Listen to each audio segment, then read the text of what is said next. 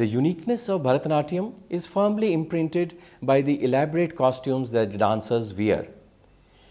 It is this look that gives the dance its final USP. Probably ever since Bharatanatyam was conceptualized in the temple environment, costumes have been an integral feature of this classical dance form. Ancient sculptures portray women bare above the waist with a loosely draped dhoti-style garment tied below. Later, they began to tie a cloth above as an odhani. When stitched blouses came to India, that modified into a blouse totally. The sari was traditionally wrapped in the Maharashtrian or Western style, passing through between the legs, as we often see on coastal or central belt of Maharashtra, Karnataka and Tamil Nadu. The sari was also important for Devadasis because for aging artists it covered up extra weight or old age signs, and thus we see several layers of skirts being draped in sari form in different ways. The costume most in fashion or vogue today is the stitched pleated costume. It evolved sometime during the 1930s. The costume consists of a pajama type of leg cut where the dancer slips into a pair of loose trousers that are pleated at the thigh and knee to provide flexibility. But while lifting a leg, it does not look odd or impolite. A knife pleated fan, either to knee length or mid calf, links the two legs of the pajamas and unfurls into beautiful geometrical precision as the dancer strikes the Bharatanatyam's Aramandi posture. So we see how intelligently and scientifically this whole artistic ancient art has been planned. The traditional dance costume of Devadasis was the tight bodice or choli and gold embroidered draped sari, a silk cloth of 9 yards. Bright colors with wide borders of contrasting colors were favored. The sari was pleated in front and the long end was draped over the left shoulder and the wound around the waist, the embroidered end falling in front. The other end, tied at the waist, was folded and brought through to the back and tucked in at the waist. The traditional ornaments were of gold, set with rubies and diamonds and decorated with pearls. The jeweled band that frames the face consisted of small gems and pearls strung on threads. The pendant worn on the forehead was attached to a string of pearls and gems covering the parting of the hair. On either side on top of the head were the sun and crescent moon ornaments. A golden disc on the crown of the head was encircled with white jasmine or mogra flowers, and a cluster of flowers decorated the back of the head. The long plait of hair was covered with gem-studded Jadai Naga, the hooded serpent symbol of space and eternity. The cup-shaped earrings were attached to ear ornaments. Nose jewels included the diamond droplet under the tip of the nose and the semicircular ornament attached to one nostril. A gold belt was worn around the waist. Bracelets and armlets decorated the arms. Neck ornaments were the pendant and mango garland inlaid with gems. The ancient Tamils were great seafarers and had access to imported gems, which they used lavishly. Tamil Nadu was well known for its stone-studded jewelry, especially those set with Kabokan rubies. Uncut diamonds and emeralds were set with great precision and beauty in etched gold on a solid base. The bridal headdress of Thali Samman consists of ornaments that outline the forehead and hair parting and are flanked by the sun, symbolizing brightness and power, and the mool, peace and romance. The serpentine Jadanagam adorns the whole plate, beginning with a small jewel shaped like Adishesha and ending with the Konjalam or tassels. The Rakodi, a circular jewel carrying the design of a peacock, or tops it all. The Mangamalai, mango necklace, Kasumalai, coin necklace, Pendants shaped like swans, peacocks, and parrots are typical South Indian items that adorn dancers today. The vanki, armband, odiyanam, waistband, nose stud, and jhumki, swinging ear ornaments, are also derived from the heritage bank of Tamil Nadu. When the art of the Devadasis emerged as Bharatanatyam, a new style of costume was created for the dance, but most of the ornaments have remained more or less the same. Now, silver has replaced gold and artificial stones for gems. Called temple jewelry, these are lighter to wear and still look beautiful. The revivalists designed a less cumbersome type with a stitched sari.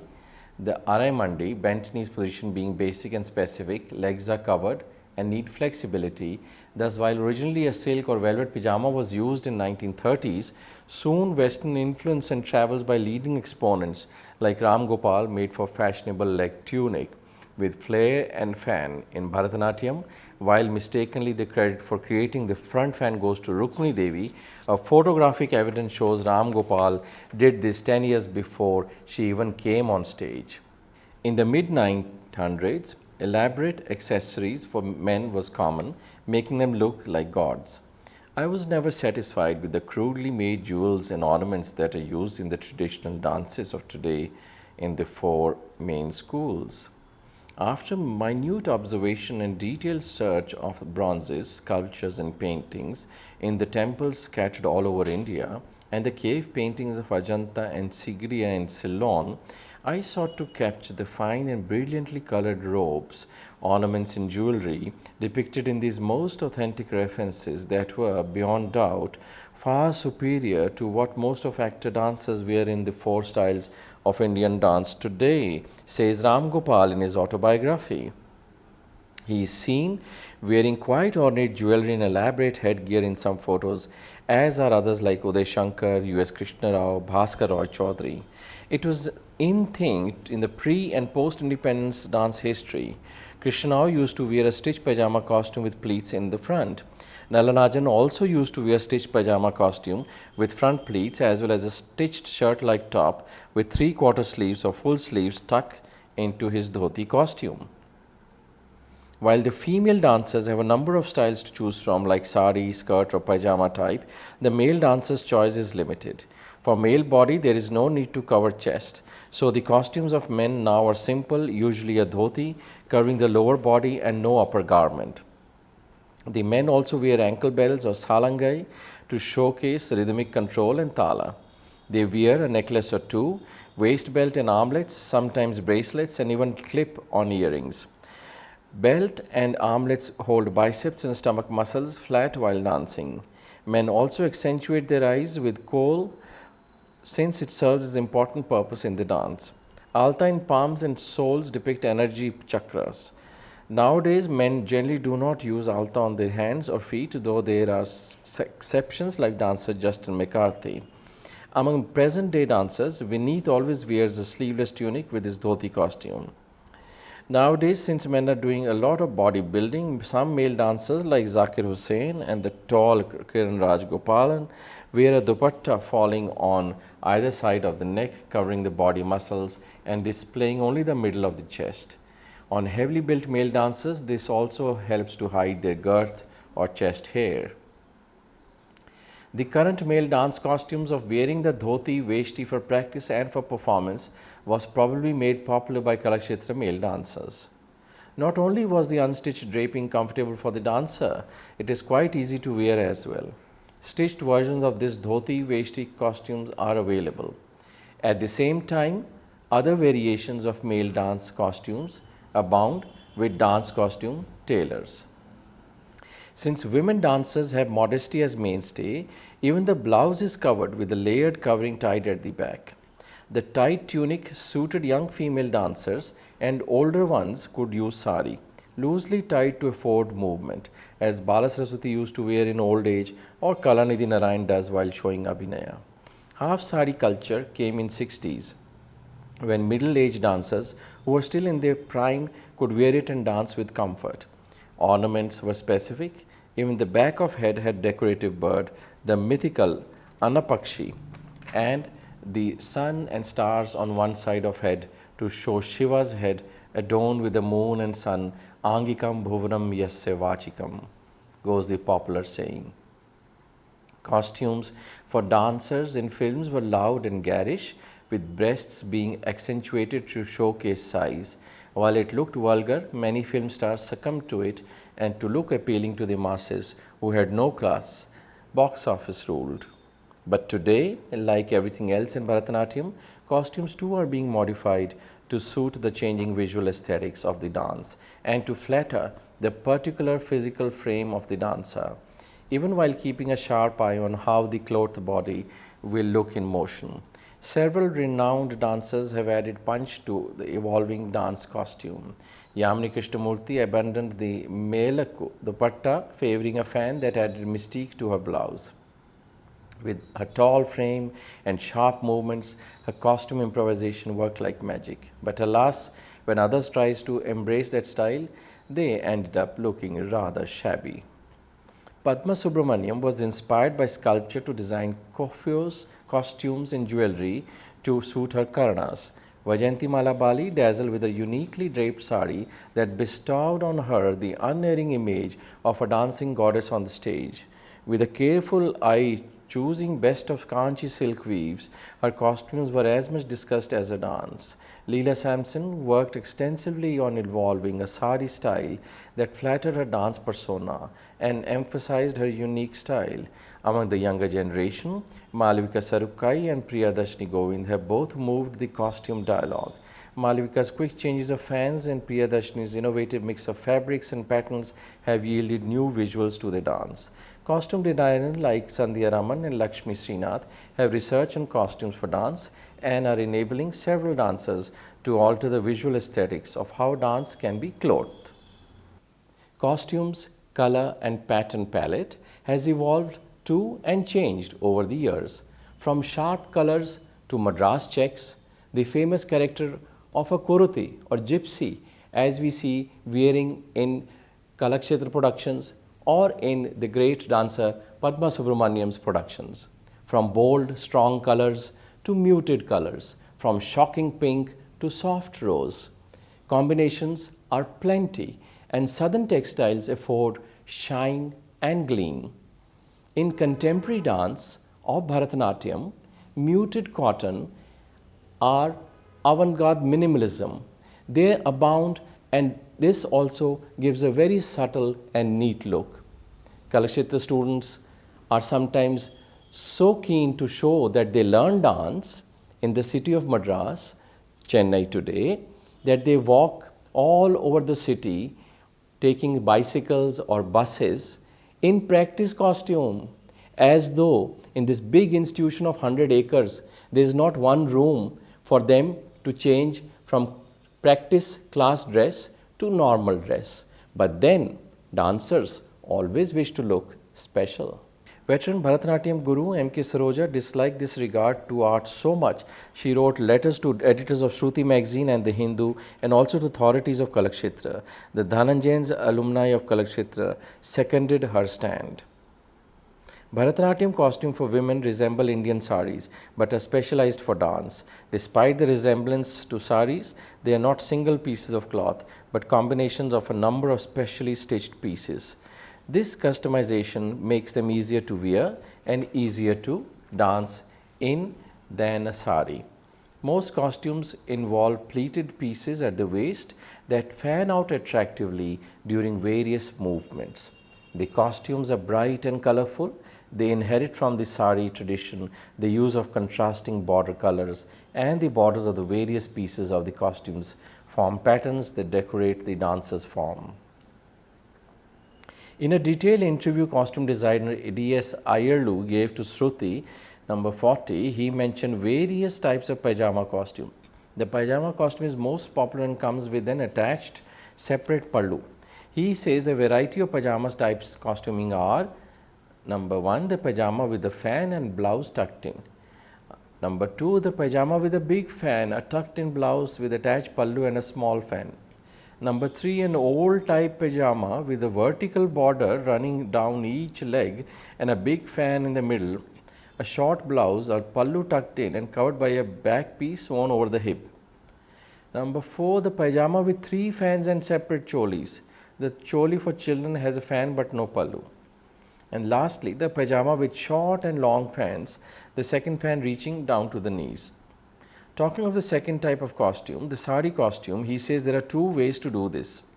One way is to cut and stitch it according to the required design. In the other method of the 6-yard sari is not cut up but is cleverly stitched at the waist and the pallu. On removing the stitches and a few hooks and string tapes, the sari can be restored to its original plain form. The third type he mentions is the sari skirt costume. Sari skirt type of costume with or without a vertical border running down the center of the frilled fan in front, a back piece around the hip, and with a separate blouse and pallu. Today, Bharatanatyam costume still retains its Bharatanatyam flavor, so specific to its cultural moorings. Though many youngsters don't use alta on fingertips, tips of toes, and a circle in the center of the palm as it smudges their dress. This decoration is meant to emphasize the movements of the hand and feet. They use marker pens, thus making the marks permanent.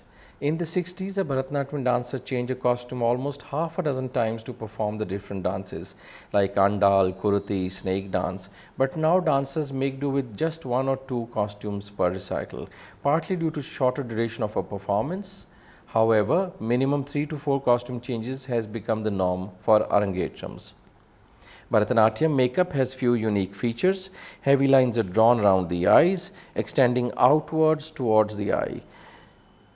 Similarly, the eyebrows are darkened and extended outwards with liner. The purpose of this makeup is to accentuate the movements of the eyes and eyebrows and make them more visible because they are an important part of the dance, especially for expression.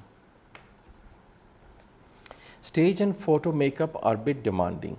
Lighting plays a major role. If the lighting is heavy, you can use heavy makeup and can use shades.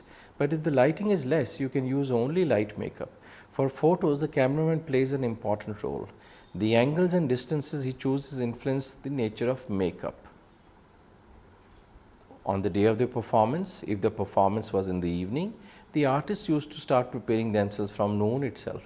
In those days, lighting was confined to Petromax lights only.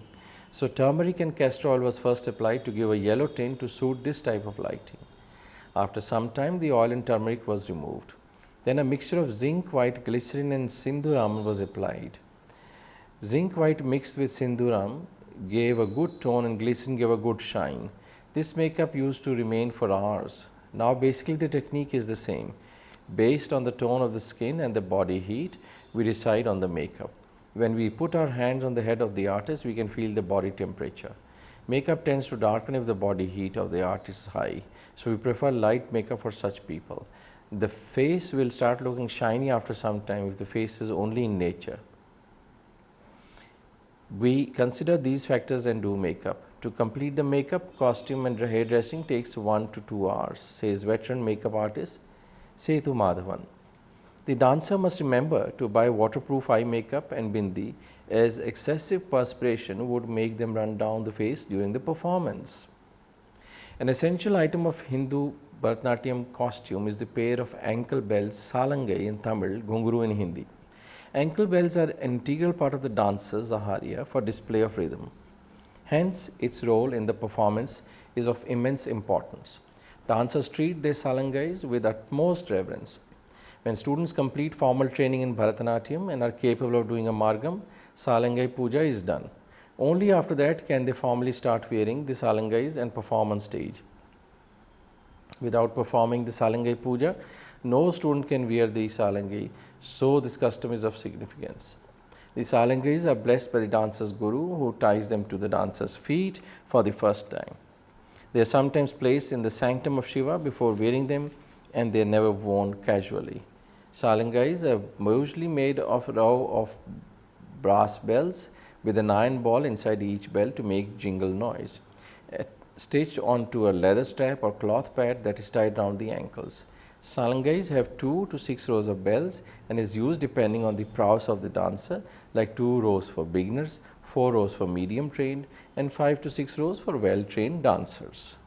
While dancers wish to look special, they not only forget the head and the whole body, but the toe. An important and very major ingredient are the ankle bells, the ghungroos.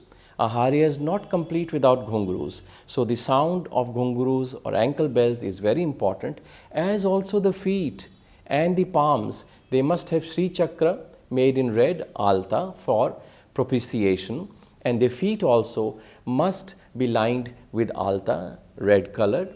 Sometimes we use today markers to make it easy. It does not spoil costumes, but it signifies that one worships Mother Earth, and because one is dancing on Mother Earth, one is respectful and apologetic that one is stamping on it. So Aharya is a concept in totality from head to toe. Namaskar.